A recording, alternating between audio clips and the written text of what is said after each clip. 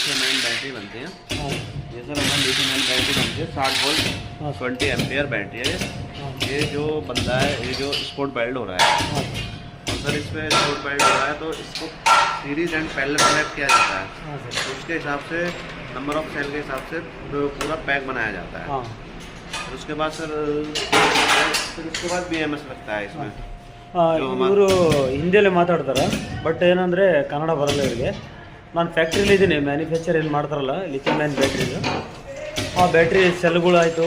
ಆಮೇಲೆ ಡೈರೆಕ್ಟ್ ನಾನು ಇಲ್ಲೇ ಸರ್ ಹತ್ರ ಬಂದಿದ್ದೀನಿ. ಅವರು ಅದ್ರ ಬಗ್ಗೆ एक्सप्लेन ಮಾಡಿದ್ದಾರೆ ಅವರು ಹಿಂದಿಯಲ್ಲಿ. बोलिए सर। उसके बाद फिर ये BMS होता है। हाँ सर। Battery management system.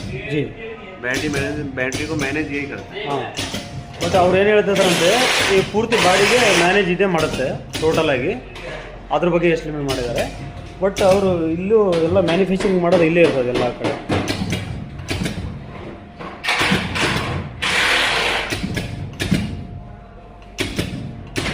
वो एक देखिए सर, यहाँ पे क्या पे बंद है सर?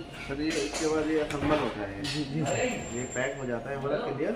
जी, पैक होने के बाद इसको हम फिर BMS इसमें अटैच हो जाता है। BMS होने के बाद फिर हमारी जो बैटरी पैक कंप्लीट हो जाता है फिर उसको टेस्ट किया जाता है। जी, टेस्ट कहाँ पे वहाँ पे करते हैं? ಹಾಂ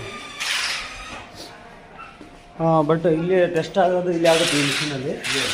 ಹಾಂ, ಈ ಮಿಷಿನಲ್ಲಿ ಸರ್ ಹೇಳ್ತಿದ್ರೆ ಪೂರ ಟೆಸ್ಟಿಂಗ್ ಎಲ್ಲ ಬ್ಯಾಟ್ರಿ ತಯಾರಾದಮೇಲೆ ಈ ಮಿಷಿನಲ್ಲಿ ಟೋಟಲ್ ತಯಾರು ಮಾಡಿ ಚಾರ್ಜ್ ಆಗುತ್ತಾ ಇಲ್ಲ ಆ ಟೈಪ್ ಎಲ್ಲ ಟೋಟಲ್ ಮಾಡ್ತಿದ್ದಾರೆ ಸರ್.